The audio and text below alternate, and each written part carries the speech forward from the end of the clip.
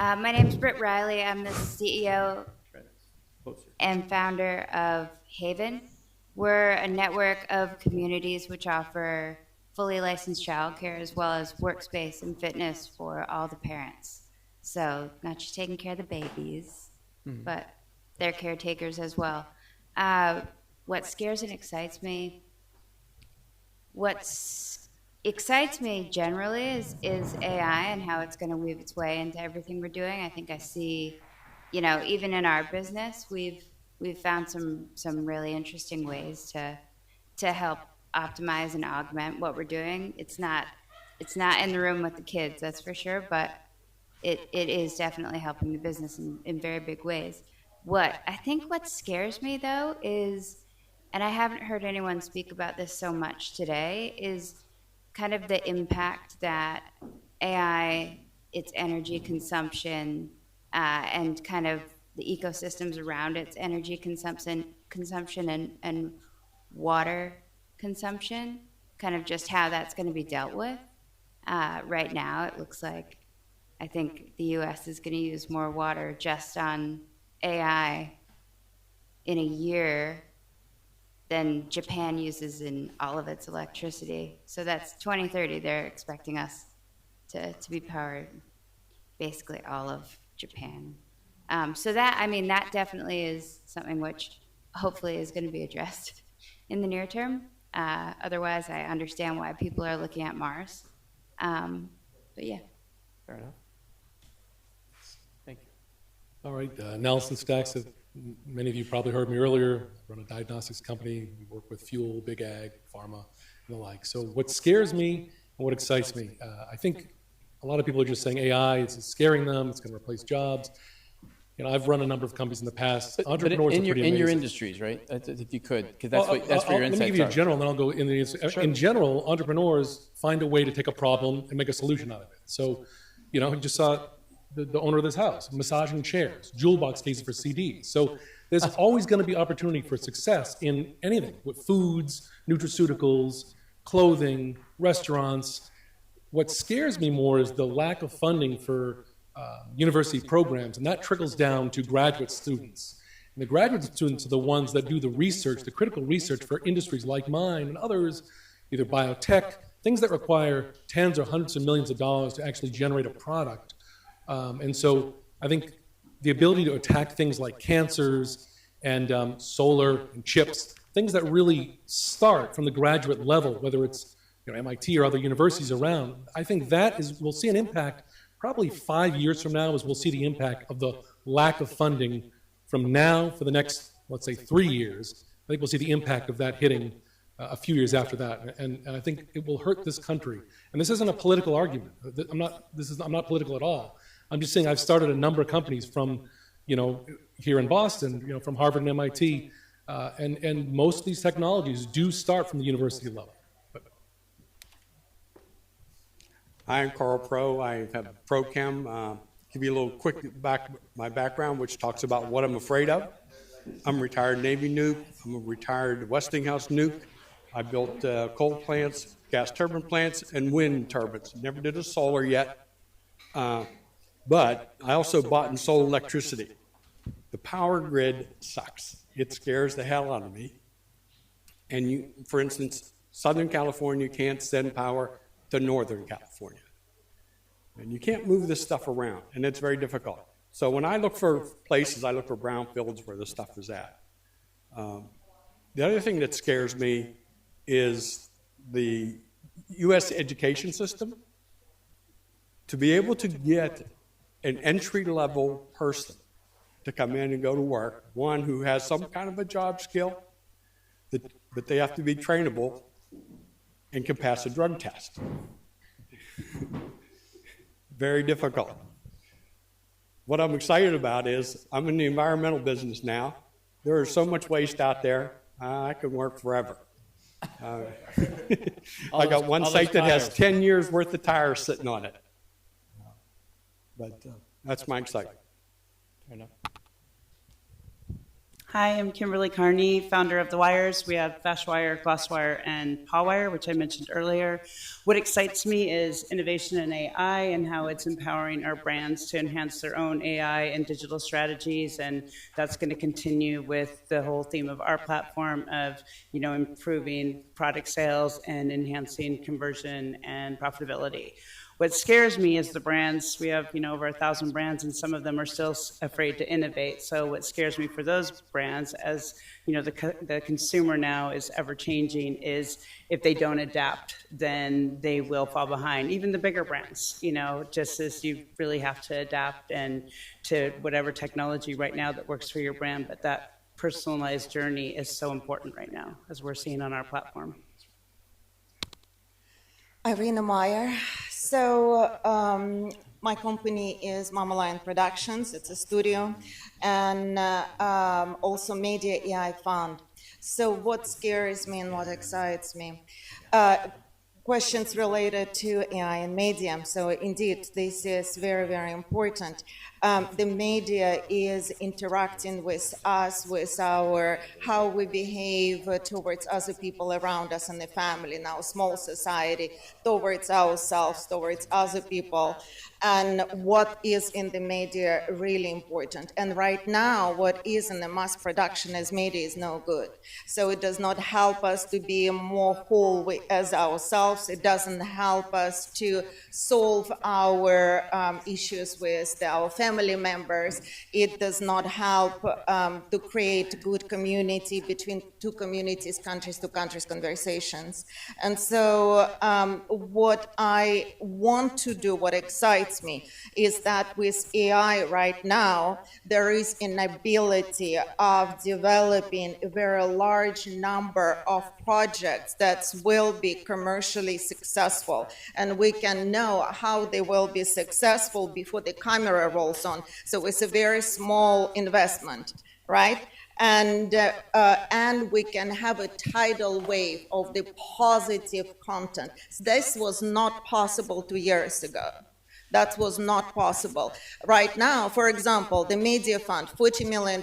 Traditionally, what would it be before AI? It would be, I'm going to make 10 films at a $4 million budget, and that will be great, and I'm hoping for the best outcome. Maybe all of them will be great, perhaps not, but now with 40 million, it could be 96, it could be 200 seated productions that will become real films, real features, and they can be on brand with what I see as Mama Lion brand, which is authenticity, kindness, and uplifting content.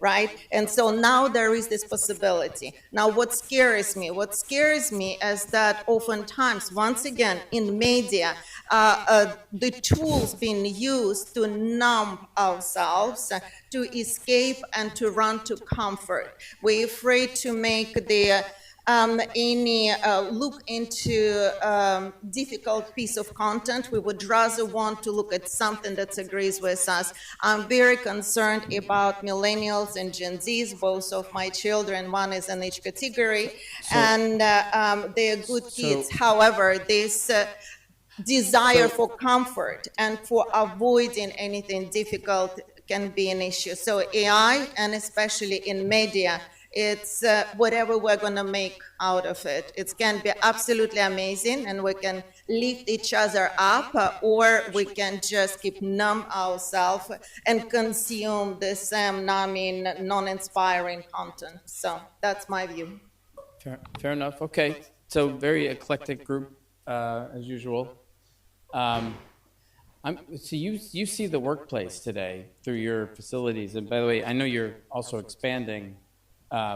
But so your model is resonating. What do you see what's in the modern workplace, like the parenting, childcare, like what are the challenges that we should be, maybe we don't see, you see some trends we don't see? Yeah, I think supporting, so between the family offices that many people are allocating from, and people who have or are adjacent to any business, really, that's hiring lots of people, 74% of our workforce right now either has kids under 18 or is going to. So we've got, just like we were talking about in India, well, there is a much, much younger emerging workforce. And what that means for us now is they have to work, and they want to have kids, and it's very, very hard to have kids these days. So in order to kind of bring people back together, I think that, we started before COVID, but COVID did help to paint that picture where people can now, you can find talent, the talent that you actually want, in, any different state, and they can work remote. And what we do is we kind of empower companies to feel good about the productivity that the parents and the families in our care are able to produce. So, yeah, I mean, it's fascinating to see the number of real estate developments that are approaching us. We get approached with portfolios where they'd like to place us just prior to starting to sell their units, whether it's commercial or residential, because of what kind of anchoring tendencies childcare and support is going to have on the people they're attracting.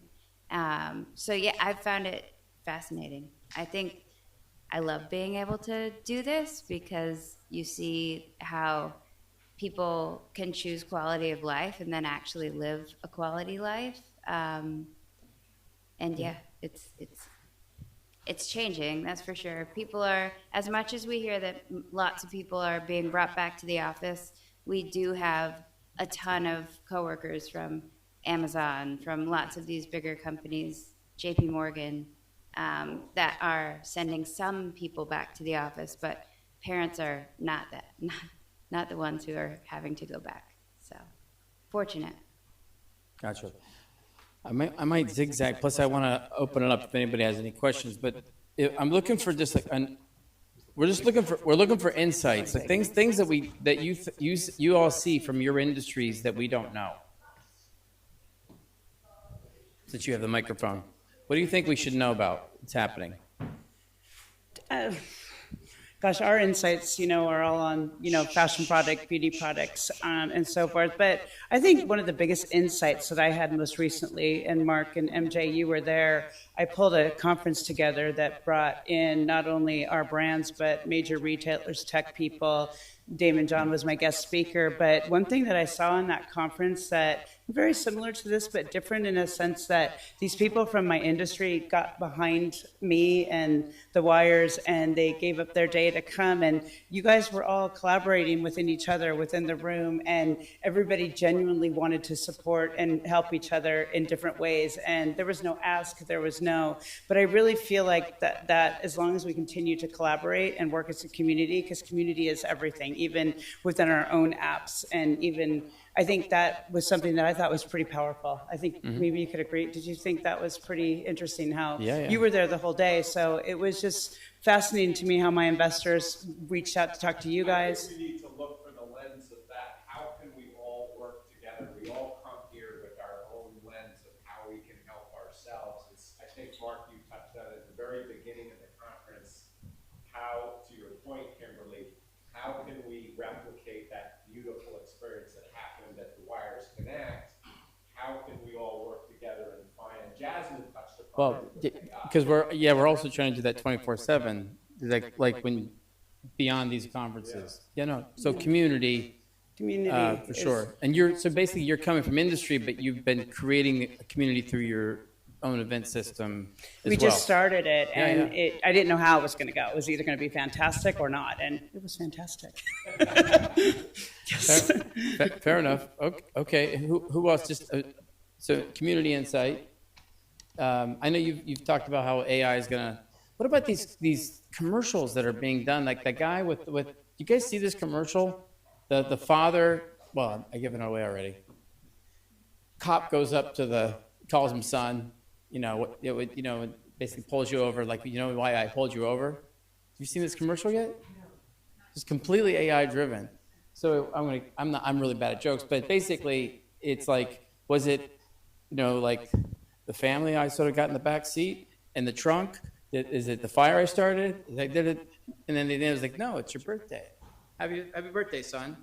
And it was like, I think it was like about some drink, right? And it was completely AI generated. I mean, that's sort of like what you're doing in a way, but not quite. But like, should we be thinking about AI generated content today? Not very good. No, we don't do AI-generated content at all. Actually, what we use AI for is to understand and dissect the project, and then how to improve different parts of it to make sure it is commercially successful without jeopardizing what the project is about. But it's a human writers who will be working on it and making it better. I think that is important. However, in the same time, I am very much against high quality, amazing project that's only 100 people are going to watch. You know, those vanity project, I do not believe in. I believe if you are doing something and millions of people want to watch it, you've done something where there was an actual demand. And AI helps with that. From an industry perspective, how do you see AI though? You may not like it, but that's what's happening, right? Well, I think everything can exist and coexist. I'm not afraid of it whatsoever. However, AI-generated content versus the ones that will be put together by the people, so far, I think the second part, the latter, will win.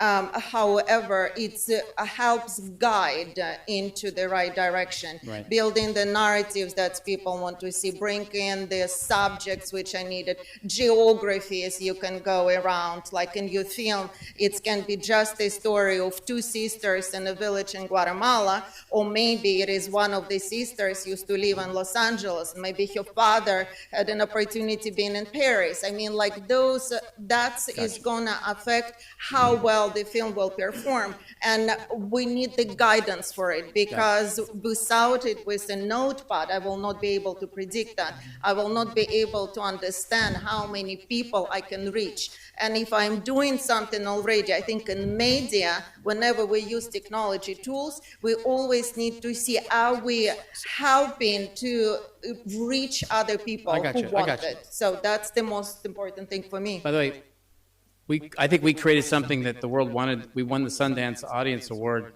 but our movie came out the week of COVID.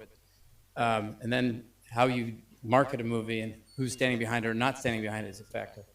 All right, what about you two? Your thoughts on some super insightful... Zigzagging. Super insightful. Super insightful. Super insightful. Okay, from the environmental technology standpoint, what I've been watching is a lot of people are looking at carbon capture, and they've got some real wild-ass ideas. And as an independent laboratory, the other side of us, we get to look at a lot of that stuff. And about 60 to 70% of them are just money holes. But they're sexy as hell. And, and people want to put money into it. It's kind of scary. But there's a lot of proven technology out there that because of the capital intensiveness of it, it scares people away. What's cool about his place is they are the outsourced, sort of like, what's that, CSI film? Yeah. Like, even Caribbean countries or the city of Philadelphia, they outsource their forensics. Our gunshot residue analysis. We're kind of like the U.S. expert in that. There's some interesting... We look at the guy's hand, we look at the guy's shirt, they can tell you exactly how far away it was when he got shot and who did it. So, it's interesting. And, all right, so Nelson, Harvard Technology, all these startups, we're shooting ourselves in the foot right now.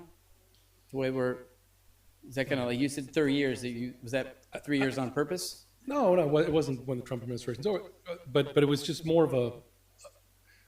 In companies like us, big biotech, big pharma, anything that requires a lot of money, even chips, the chips companies that are here, you need typically PhDs to help you take your product from whatever you've licensed to take it to a marketable product, or whatever stage it is to take the next stage. Now, you need graduate students who've done this work, who've done it for a long time.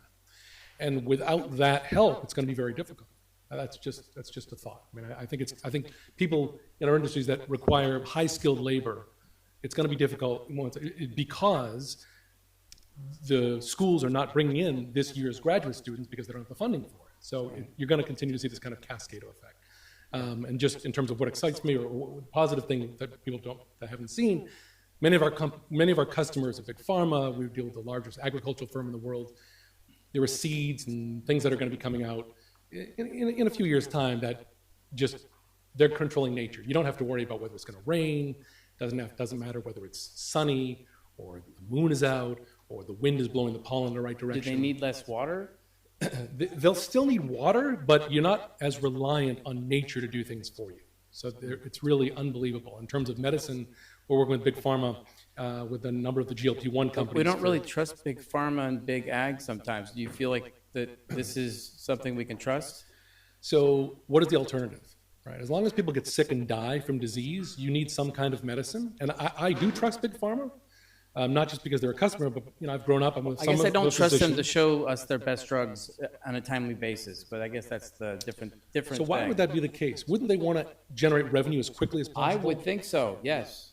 Right. To me, when I hear things like big I pharma's feel like- sandbagging, right? They're not giving the drugs out. Yeah, No yeah. business is run I live to in not generate I live in profit. New Jersey. Right. So This the is farmland, headquarters of all and they are people who work with pharma are frustrated. Yeah. So I feel like they're not like giving their best shots to they're playing a numbers game. So I'm I understand. I hear that too, but it's it's $1 billion to get a drug to market. So I think you want to get that yeah, but revenue that's the difference. ASAP. They need this venture community, and then they'll buy those drugs. Right. I get that part. But okay. But this gentleman was going to ask a Yeah, question. I sort of a polemic and counterintuitive question. I know that we talked about budgets, right? We talked about government debt, how we're blowing through all of our money. We don't have money to spend on want to have ideas. We're spending on need to have or on parasitic ideas. Last year, in the last 12 months, NVIDIA's generated $77 billion of net profit just in the last 12 months, which is almost triple what I believe the entire electricity grid has generated in net profits in America. Might be 2.5 times, but still a giant number. Can the private sector take over basic research from the government, given that the educational institutions have been politicized? Who wants that one? I can start with it if you want. I mean, so I think the answer is maybe. It's a crappy answer, but the answer is maybe because there's just so much basic research that doesn't generate dollars. So the private sector, I don't think, would want to invest in something that's not going to be a payback. But Google and Amazon, they all invest all the time in things that generate nothing. I mean, Google has a whole division dedicated to investing in things that don't make money. But I think there's probably, so my former board member was the CTO of Google. So I used to spend a lot of time at Google's headquarters, and they do have poets, and they have lots of people that work for them that are just bring in a really interesting and insightful point of view when they're developing something, and it can have won't generate revenue for that product, but it brings in ideas, and it helps spur discussions. So I don't know anything about them investing in things that intentionally don't make money, but I think kind of the bigger question is, can private industry support graduate research without a specific angle for them to commercialize a product? I think that would be very, very difficult. Yeah, I agree, because I have 3 graduate students under contract, and they only cost me $50,000 a year. But they're working full-time on what I want. They don't do just basic research. And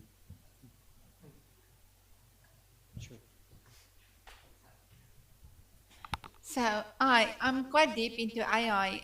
We literally going to be a year and a half, 2 years away from generate AI, and that's going to replace all the research. You know what? The machines are starting to self-taught now onto various subjects. I mean, I used to have like probably 10 interns working for me. I don't have none anymore because I can generate the amount of research for $300 a month by just using super Grok, deep Grok, and an intern cannot give that to me.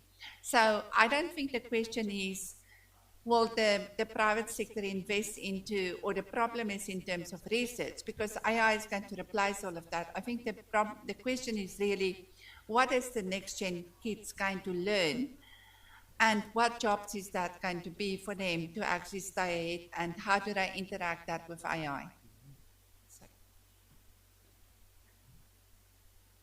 Should have had you on our AI panel. Actually, can I add one thing to this? Because I learned this yesterday. Friday, I was driving 4 13-year-old girls to sailing camp. And when you shut up as a dad, you learn a lot. And all I heard for half an hour while driving them there was that they can't use AI anymore to write papers. That the teachers have AI that they feed the papers into that can tell you that they were written by AI. So all of this fear, all of a sudden, that all of us parents, that, I'm a parent of a young kid, had about AI, polluting the brains of my daughter. All of a sudden, there's a hack to the hack, and I think that's what we're going to see over and over again, is a continual escalation of that. And if you're doing any proprietary work and you're using Grog or anybody else, you're just putting it out there for me to find it. So you're just unzipping your fly and giving away your IP. You disagree with that? Yeah, there's nothing private anymore, honestly. I mean, if you look at AI can literally get anything from anyone. So, I mean, unless, Okay. I think it will change once we got privacy rules in place, but I think currently we're in the wild west. I don't think anything is private anymore. So, Yeah, you have to air gap where you lose it.